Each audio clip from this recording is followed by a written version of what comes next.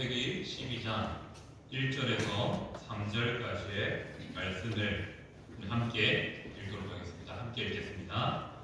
여호와께서 아브라함에게 이르시되 너는 너의 고향과 친척과 아버지의 집을 떠나 내가 네게 보여줄 땅으로 가라. 내가 너로 큰 민족을 이루고 네게 복을 주어 내 이름을 창대하게 하리니 너는 복이 될지라. 너를 축복하는 자에게는 내가 복을 내리고 너를 저주하는 자에게는 내가 저주하리니 땅의 모든 족속이 너로 말미암아 복을 얻을 것이라 하신지라. 아멘. 저희는 계속해서 언약에 대해서 한번 살펴보고 있습니다.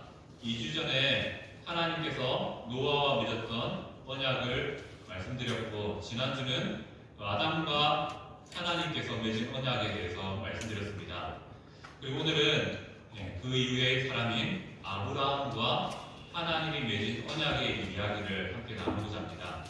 아브라함과 하나님이 맺은 언약의 핵심은 우리에게 복을 주시겠다라는 것도 핵심이지만, 그보다 아브라함과 하나님과의 언약에서 강조되는 것이 있습니다.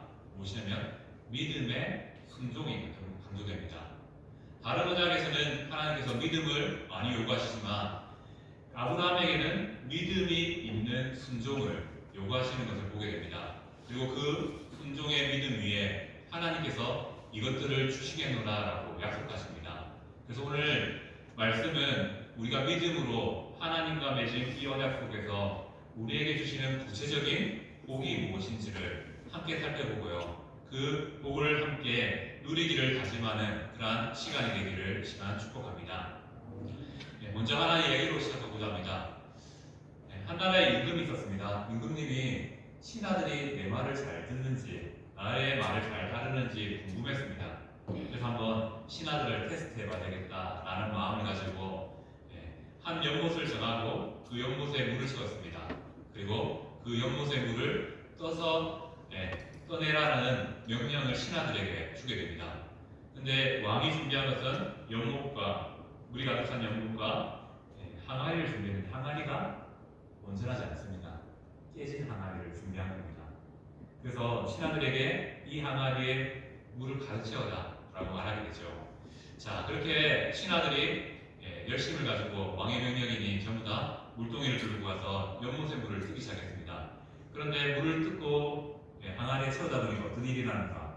항아리가 차지 않습니다. 그래서 어떤 마음이 들까요? 이걸 내가 굳이 해야 되나?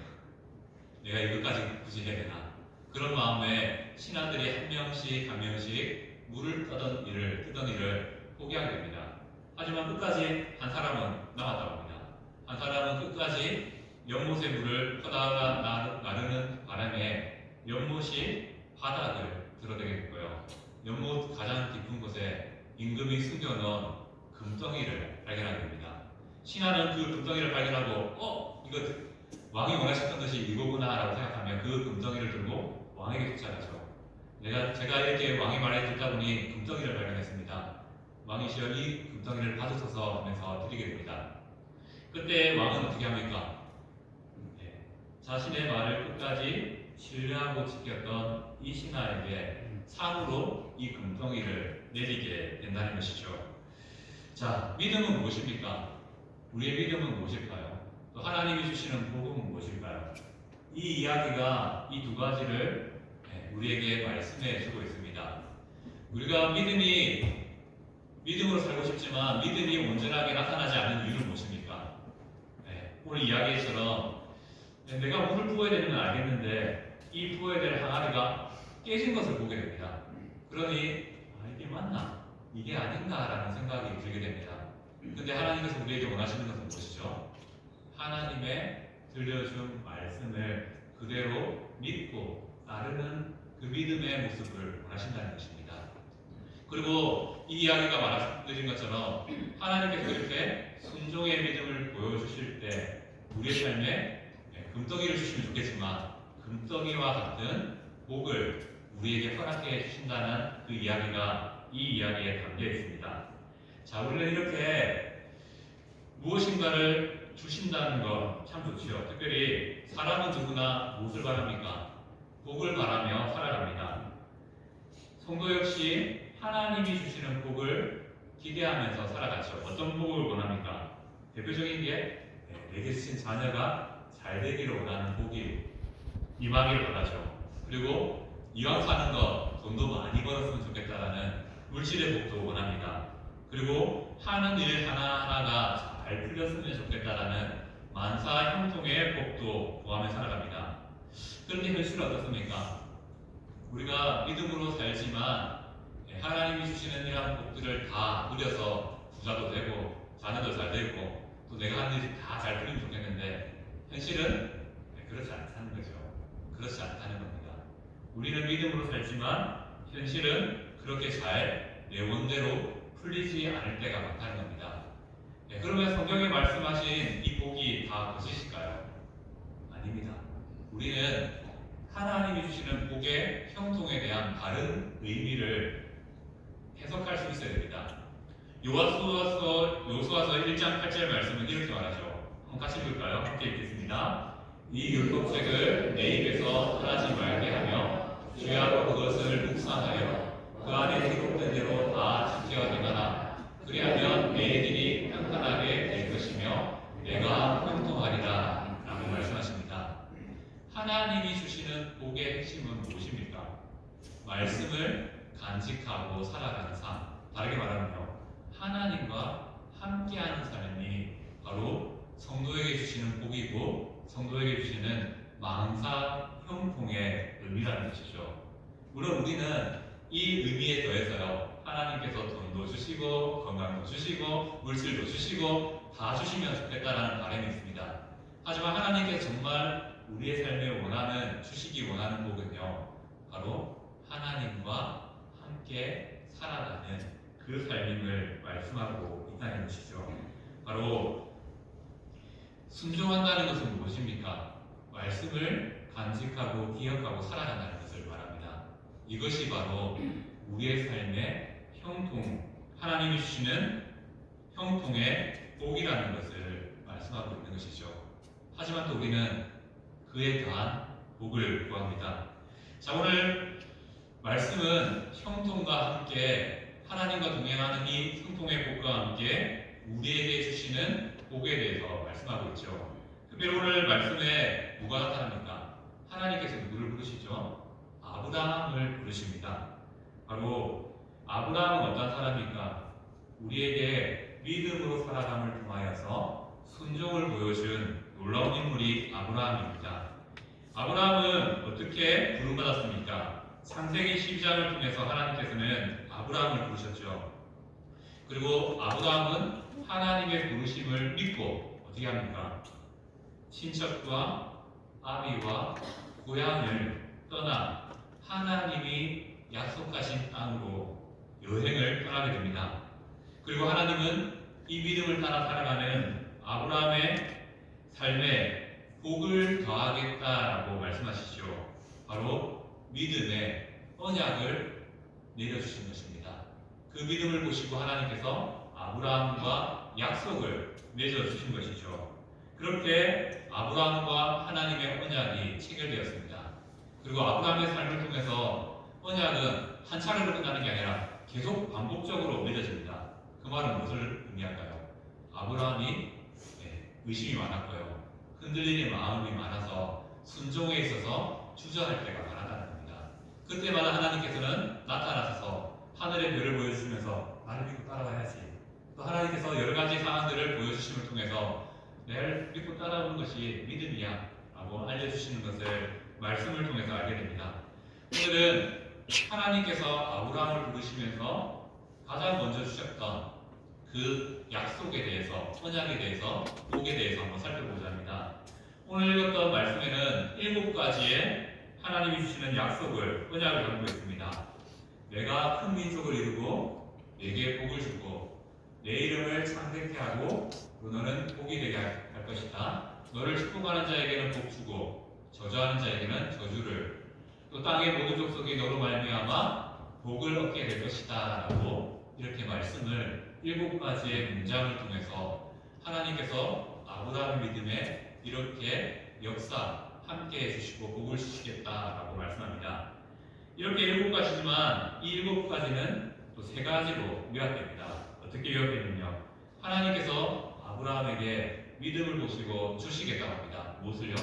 땅을 주시겠다라고 말합니다. 첫 번째는 땅에 대한 약속이고요. 두 번째는 자손을 주시겠다라고 말씀하십니다.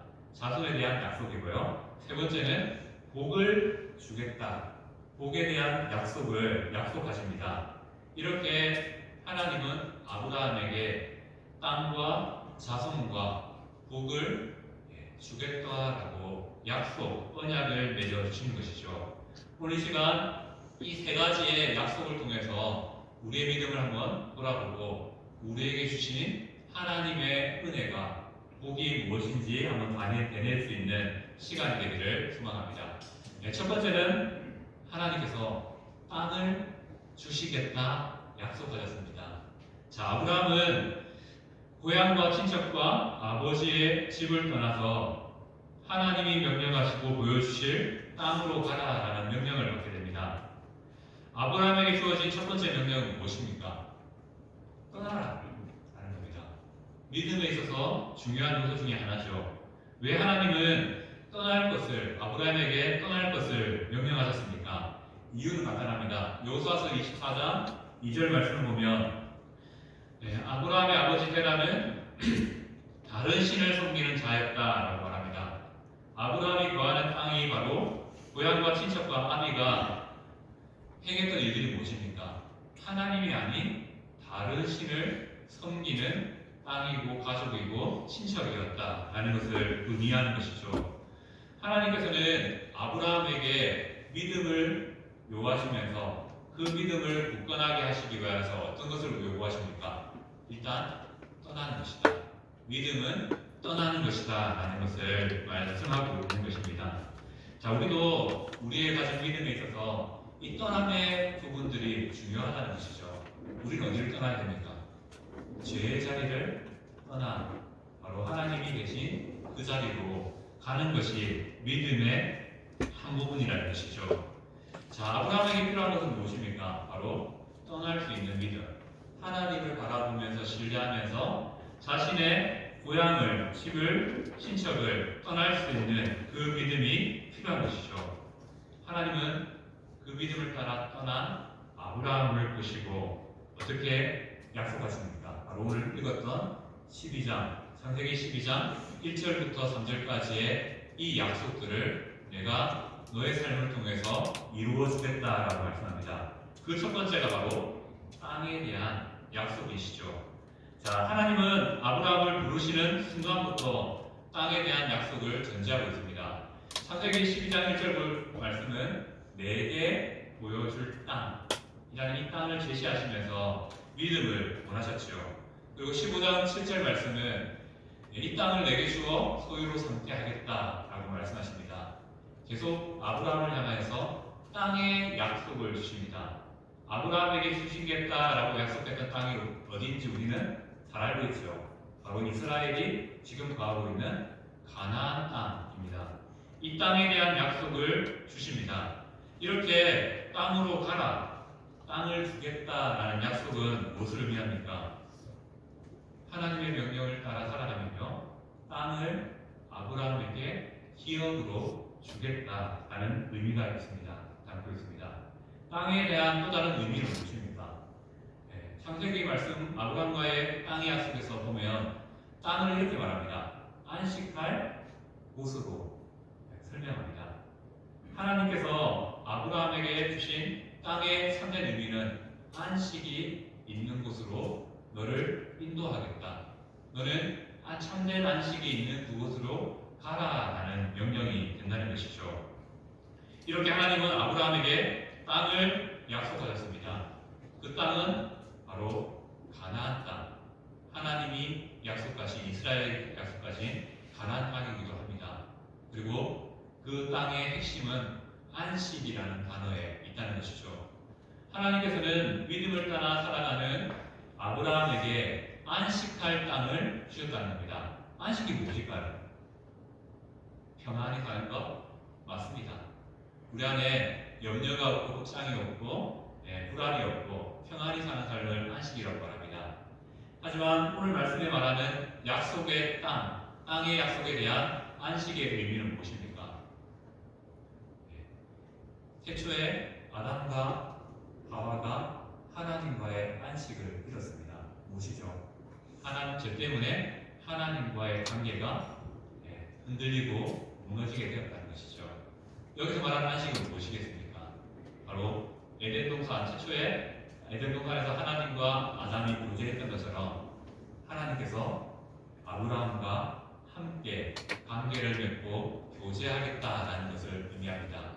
바로 하나님과 교제가 이 땅에 대한 약속의 복으로 나타난다는 것이죠. 자, 우리는요, 믿음을 따라 제약된 자리에서 떠나면 하나님과의 교제, 안식이 시작된다는 것입니다. 그리고 그 안식은요, 더 나은 땅, 하늘 분양, 그 땅의 안식을 사모하게 된다는 것이죠. 바로 하나님께서는 우리에게 하나님과 함께 살아가게 될 이 땅을 보여주셨고 그 땅으로 우리를 인도해 주셨다는 것입니다.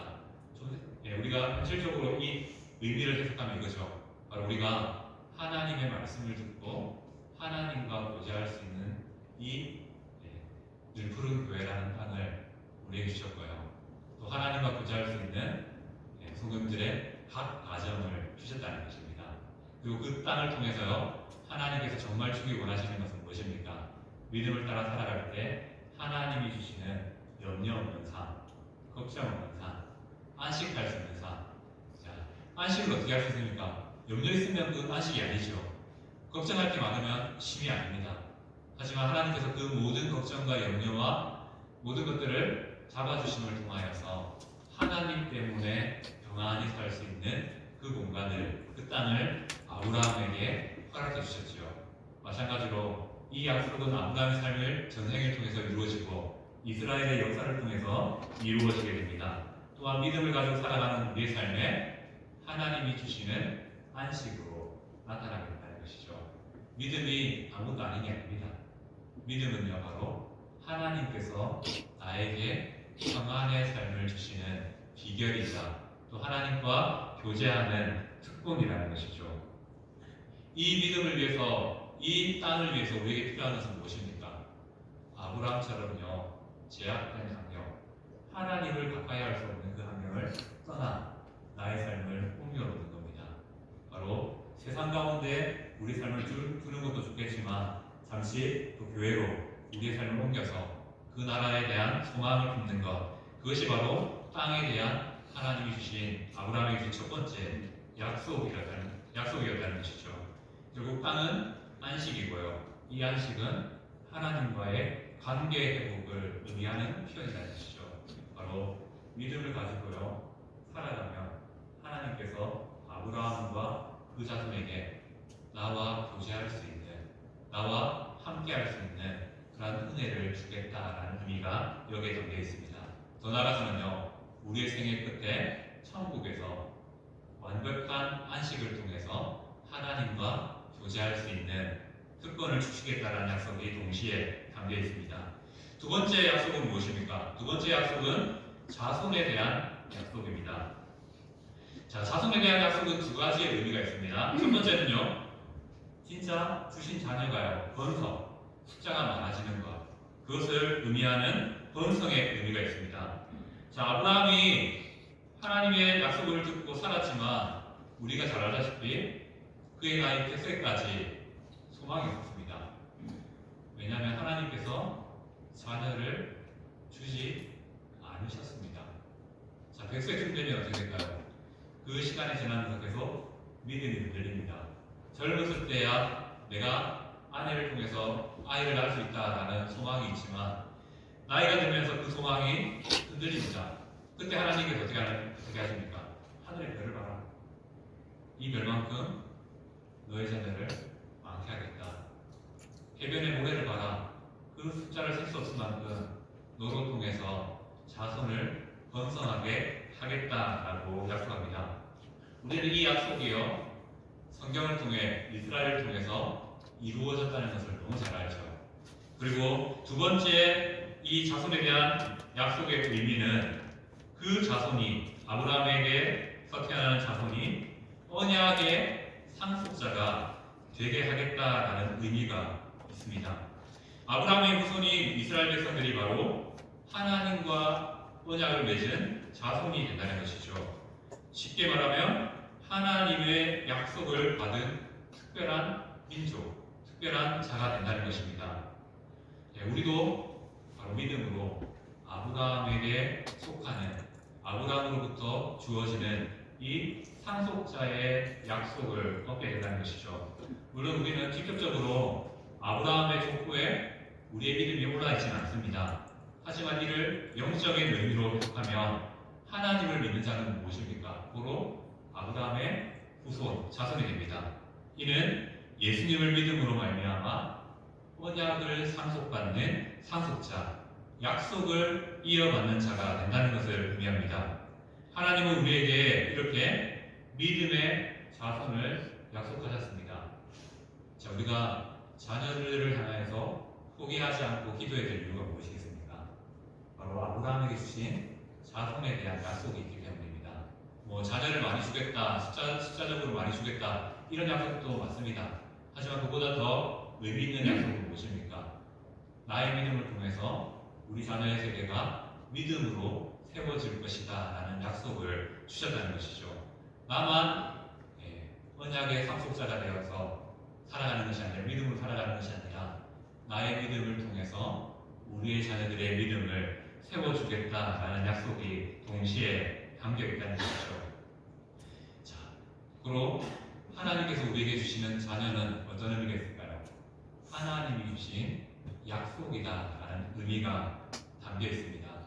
하나님이 주신 약속, 우리는 좀 잘 키워보려고 염려도 하고 걱정도 하고 여러 가지 일을 해봅니다. 하지만 이 약속의 핵심은 무엇입니까? 염려, 걱정 물론 해야 되겠죠. 하지만 그것보다 하나님께서 우리의 자녀를 언약의 자녀로서 책임져 주시겠다라는 그 내용이 담겨 있는 것입니다. 자, 우리는 믿음으로 아브라함의 자손, 언약의 상속자가 되었습니다. 그러고 이것이 의미하는 것은 무엇입니까? 하나님께서 나의 삶을 책임져 주시고 인도해 주신다는 의미입니다. 더 나아가서요, 우리에게 주신 자녀의 자녀까지도 하나님께서 우리의 믿음을 따라 하나님께서 복으로, 은혜로 책임져 주신다는 것이 이 약속에 담겨 있습니다. 그래서 우리가 염려 되시오. 우리는 세상에 많은 일들을 바라보면요, 애 하나 키우는데 돈이 이만큼 든다더라. 그리고 또 자녀가 내 마음대로 안 되잖아요. 그래서 저래가 어떻게 되겠나 라는 염려도 생깁니다. 하지만 하나님께서 아브라함에게 주신 약속을 한번 신뢰해 보십시오. 하나님께서 나를 상속자가 되게 하셨고요, 그 상속자의 믿음을 통하여서 우리의 자녀들까지 책임져 주신다라는 약속을 해주셨습니다. 이 약속을 우리 신뢰함을 통해서 우리가 언약의 대상자일 뿐만 아니라 하나님이 주신 언약의 수혜자가 되기를 축복합니다. 세 번째 약속은 무엇입니까? 하나님께서 복을 주겠다라고 말씀하십니다. 자, 인간은 창조받을 때, 태초에 하나님으로부터 창조될 때부터 복을 받은 존재였습니다. 안타까운 것은 그 복이 죄만 들어오지 않았으면요, 영생이라는 이름으로 영원한 삶 속에서 하나님과 교제하는 복으로 나타났을 것입니다. 하지만 아담이 죄에 넘어짐으로 말미암아 그 복이 잠시 멈춰진 것 같이 보였습니다. 하지만 하나님께서는 다시 가죽옷을 통해서 아브라함에게 실패한 그 언약을 새롭게 세워주셨죠. 그리고 약속해 주셨습니다. 앞으로 더 복되게 하겠다, 영원한 생명을 주겠다, 이 약속을 내가 잊지 않겠다라고 약속하셨죠. 그 결과 예수님께서 이 땅에 오셨던 것처럼 하나님은 이렇게 언약을 통해서 우리에게 멈춰진 복을 회복해 주셨습니다. 아브라함에게 주신 복은 무엇입니까? 바로 오늘 읽었던 2절 말씀처럼 2절 마지막에 너는 복이 될지라 라고 선언하십니다. 여기서 말하는 복을 좀 우리가 한번 생각해 보자 합니다. 하나님께서 말씀하시는 복은 어떠한 의미가 있을까요? 두 가지의 의미가 있습니다. 영적인 의미와 또한 우리가 바라고 소망하는 물질적인 의미가 동시에 포함되어 있습니다. 물질적인 측면은 어떻게 나타납니까? 창세기 24장 35절 말씀을 보면요, 여호와께서 복을 주셔서 창성하게 하시고 소와 양과 운동과 종들과 낙타와 나귀를 그에게 주셨다라고 말씀합니다. 하나님께서는 아브라함이 믿음으로 온전히 살아내게 하기 위하여서 어떻게 해요? 물질적인 복도 주셨다라고 합니다. 근데 우리는 이 물질적인 복에 너무 집착하면 안 됩니다. 그런 복도 있다는 것을 기억해야 되는 것이고요. 그리고 우리가 잘 아는 아브라함의 아들 이삭에게는 어떠한 복을 주셨습니까? 복을 주셔서 창대하고 왕성하게 하시고 마침내 거부가 되어서 양과 소가 떼를 이루고 종이 심이 많음으로 블레스 사람이 그를 시기할 정도로 큰 거부가 되게 하셨다는 말씀도 기억합니다. 자, 이렇게 이 약속, 복에 대한 약속에는 물질적인 면도 분명히 포함되어 있다는 것을 전제하고요. 그런데 하나님과 아브라함이 맺은 언약에서 복은 이 의미보다 더 큰 의미가 있죠. 바로 영적인 의미를 우리는 함께 살펴보아야 됩니다. 자, 예수님을 잘 믿으면 이 복을 잘못 이해하면 이렇게 되겠죠. 예수님을 잘 믿으면 부자가 된다. 그런데 실제적으로 그렇습니까? 아니요. 제가 봤을 때는요, 예수님을 잘 믿으면 부자가 되기 힘든 것이 우리의 현실이라고 생각됩니다. 오히려 예수님을 모르고 살면 조금 부정적인 방법으로, 불법적인 방법으로 돈을 벌기 더 쉬운 것이 어떻게 보면 우리의 현실이지 않습니까? 그럼에도 불구하고 이렇게 하나님께서는 복을 말씀하시면서 실제로 아브라함과 이삭과 그의 후손들에게 물질적인 복을 더하여 주심을 통하여서 바로 하나님을 믿는 믿음이 결코 헛되지 않음을 세상 가운데 보여주셨습니다. 또한 이 복은 또 물질적인 복뿐만 아니라 영적인 측면이 더 강하다는 것이죠. 진정한 복은 무엇입니까? 바로 우리가 하나님을 소유하는 것, 하나님과 함께하는 것, 그것이 진정한 복이라는 것이죠. 아브라함에게 약속했던 이 복의 핵심은 이겁니다. 하나님께서 왜 물질을 더하여 주셨을까요? 바로 아브라함과 하나님과의 이 관계가 넘어지지 않도록, 무너지지 않도록 이방의 민족들과 족속들로부터 방해받지 않을 정도의 그러한 재산들을 허락해 주신 것이죠. 그래서 그들의 믿음을 지키기 위하여서 이 물질도 더 하셨다는 것을 우리는 기억합니다. 근데 본문의 복은 이러한 물질적인 측면도 있지만 영적인 측면이 더 우선된다는 것이죠. 자, 신약 성경은 아브라함에게 약속하셨던 복을 이렇게 해석합니다. 갈라디아서 3장 9절 말씀을 보면요, 그러므로 믿음으로 말미암는 자는 믿음이 있는 아브라함과 함께 복을 받느니라 라고 말합니다. 신약 시대에 믿음으로 살아가는 자가 아브라함의 복을 받는다라고 말씀하시고, 이어지는 14절도 마찬가지죠. 이는 그리스도 예수 안에서 아브라함의 복이 이방인에게 미치게 하고 또 우리로 하여금 믿음으로 말미암아 성령의 약속을 받게 하려 함이다 라고 말씀하고 있습니다. 바로 하나님께서 아브라함에게 약속했던 복을 신약 성경은 이렇게 말하죠. 바로 성령의 약속, 하나님의 약속, 하나님을 소유하는 것, 믿음이 바로 하나님이 주시는 복이다라고 말씀하고 있습니다. 그리고 이 복에는 특징이 있습니다. 어떤 특징이 있습니까? 오늘 마지막에 읽었던 말씀처럼 이방인들도 이 복에 참여하게 될 것이다 라는 약속이 동시에 담겨 있습니다. 아브라함과 약속의 자녀만 복을 받는 것이 아니라 우리가 복의 근원이 되어서 다른 사람들에게 복을 나눠줄 수 있게 되었다라고 말씀하신 것이죠. 이 복은 바로 아브라함과 아브라함의 자손들, 영적인 의미에서 아브라함의 자손된 우리로 하여금 모든 민족으로 흘러가는 복이 된다라고 말씀하고 있습니다. 이 흘러가는 복을 바울은 무엇이라고 말하냐면요, 복음이라고 말합니다. 복된 소식. 이것이 바로 하나님께서 아브라함에게 약속했던 복이고 아브라함의 자손에게 주시겠다는 약속의 복이라는 것이죠. 바로 땅의 모든 족속이 너로 말미암아 복을 얻을 것이다. 이 약속을 근거로 해서 갈라디아서 3장 8절 말씀을 우리에게 주십니다. 우리 함께 읽도록 하겠습니다. 함께 읽습니다. 또 하나님이 이방을 믿음으로 말미암아 의로 정하실 것을 성경이 미리 알고 먼저 아브라함에게 복음을 전하되 모든 이방이 너를 인하여 복을 받으리라 하였으니.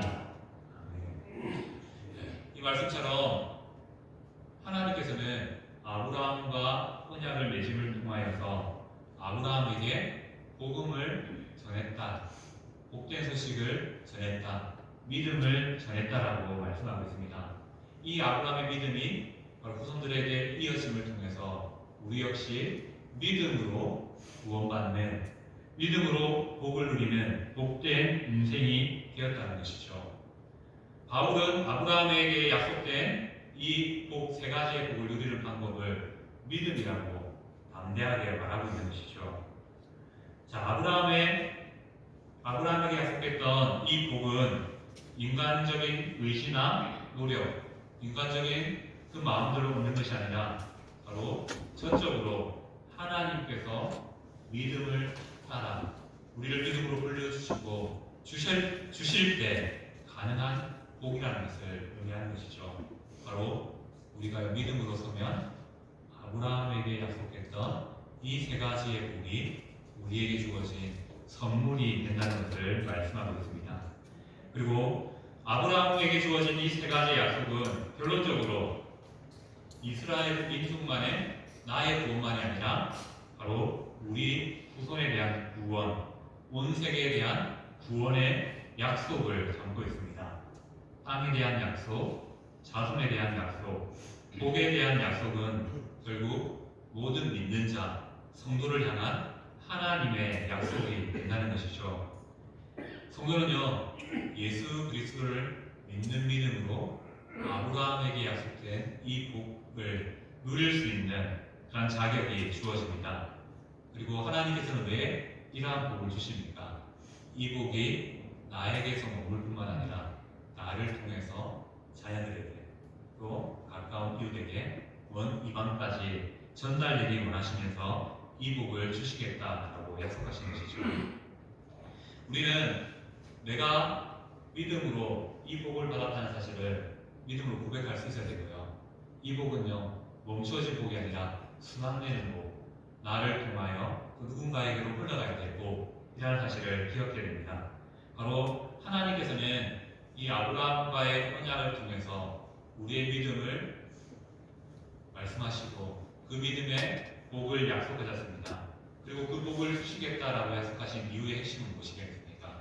이 복이 나 안에서 멈추는 것이 아니라 순환되는 것, 다르게 말하면 우리를 복의 근원으로 이 땅 가운데, 가정 가운데 세우셨다는 것을 말씀하고 있습니다. 우리는 믿음을 가지고 살아가면요, 하나님께서 우리의 삶에 오늘 아브라함에게 약속했던 이 약속들의 복을 더하여 주심을 통하여서 우리가 예수 그리스도를 보여주는 사람, 예수 그리스도의 복을 나타내는 사람으로 살게 해 주시겠다라고 말씀하시는 것이죠. 그래서 한번 정리해 볼 수 있을 것 같습니다. 우리에게 주신 복이 무엇이겠습니까? 첫째는 이겁니다. 내가 예수님을 믿어 구원받았다는 것이죠. 그리고 그 구원의 은혜 아래 하나님께서 내 삶을 책임져 주시고 인도해 주시는 그 복을 이미 우리는 누리고 받고 있다는 것이죠. 더 나아가서 세 번째, 하나님께서는 우리가 복의 근원이 되어서 다른 사람들도 구원으로 인도하는 복의 근원의 사명을 감당하기 원하신다는 것입니다. 그 중심이 무엇일까요? 바로 믿음의 순종입니다. 자, 다른 언약과 다르게 하나님께서 아브라함과 언약을 맺을 때 계속 강조하고 있습니다. 믿음을 물론 강조하셨지만요, 그 그 믿음을 순종을 통해서 계속 보여라 라고 강조하십니다.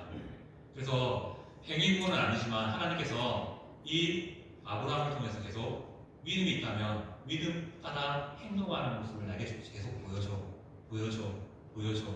그리고 하나님이 약속하셨죠. 나는 약속을 책임져 이루어줄게 라고 말씀하셨습니다.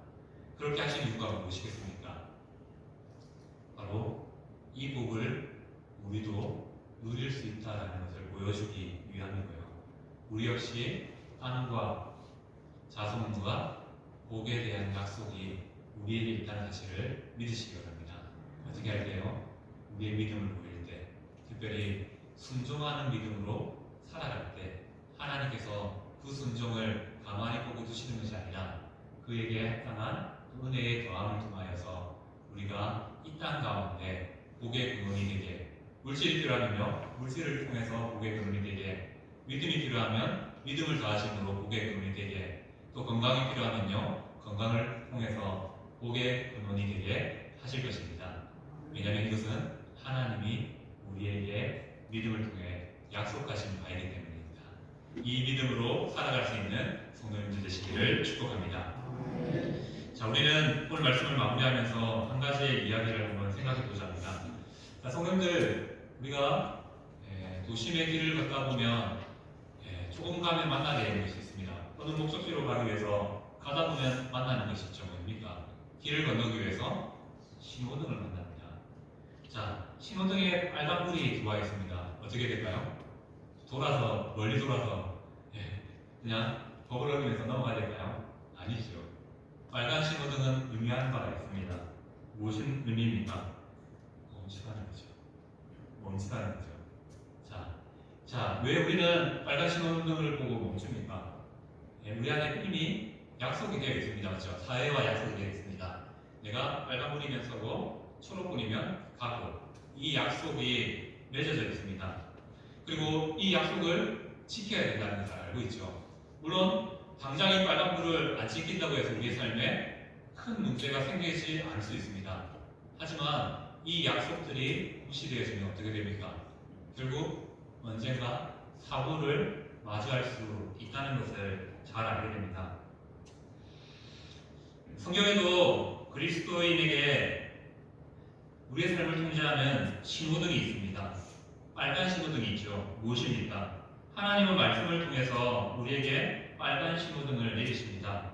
시기하고 교만하고 미워하고 무례하고 정욕적인 일들, 이기적인 일들을 빨간불을 통해서 멈춰야 돼 라고 말씀하십니다. 반대로 초록불을 통해서 하나님께서 우리에게 말씀하시죠. 친절해야 돼, 겸손해야 돼, 사랑해야 돼, 예배해야 돼, 거룩하게 살아야 돼. 이렇게 초록 신호등을 통해서 우리에게 알려주십니다. 이렇게 하나님께서 빨간 신호등과 초록 신호를 통해서 우리의 삶에 계속 말씀하시죠. 왜 그렇게 말씀하실까요? 바로 우리의 믿음은 하나님이 들려주신 이 말씀의 순종을 통해서 나타나기 때문입니다. 물론 당장 어긴다고 우리가 막 망하고 저주받아서 막 죽고 그런 일은 일어나지 않습니다. 하지만 다르게 생각하면요, 하나님께서 빨간 신호등과 초록 신호등을 통해서 우리에게 주시고자 하는 것은 무엇입니까? 믿음을 따라 살아가면요, 하나님이 책임져 주시는 복을 주시겠다는 겁니다. 우리는 눈앞에 보이는 그 빨간과 초록의 말씀의 신호등을 보고 순종했을 뿐인데, 하나님은 이 일을 통해서 우리와 영원히 함께 해주시는 복을 내려주신다는 것이죠. 자, 오늘 이 복을 좀 기억했으면 좋겠습니다. 자, 다르게 생각해보면요, 하나님께서 아브라함에게 주신다고 했던, 믿음을 따라 주신다고 했던 이 세 가지 복은 우리가 살면서 누리는 많은 문제들과 직접적으로 연결됩니다. 우리가 염려하고 걱정하고 두려워하는 것, 다 이 복 안에 담겨 있다는 것이죠. 왜 우리가 염려하고 걱정하고 두려워합니까? 미래가 안 보이니까, 미래에 대한 확신이 없으니까. 그런데 하나님께서는 우리에게 복을 통해서, 믿음을 통해서 약속해 주십니다. 내가 그 미래도 붙잡고 있다. 내가 그 미래를 책임져 줄게. 신호등을 따라서 갈 때, 설 때를 반복하면서 살아가면 돼. 그러면 복은 자연스럽게 내 것이 될 것이다 라고 말씀하십니다. 우리 시간 우리의 믿음에 연약함이 있지만 믿음을 통해서 하나님이 약속하신 땅과 자손과 복을 통해서 하나님의 동행하심의 은혜가 우리의 평생에 끊이지 않는 그런 하나님의 함께하심의 은혜로 나타나기를 축복합니다. 아멘.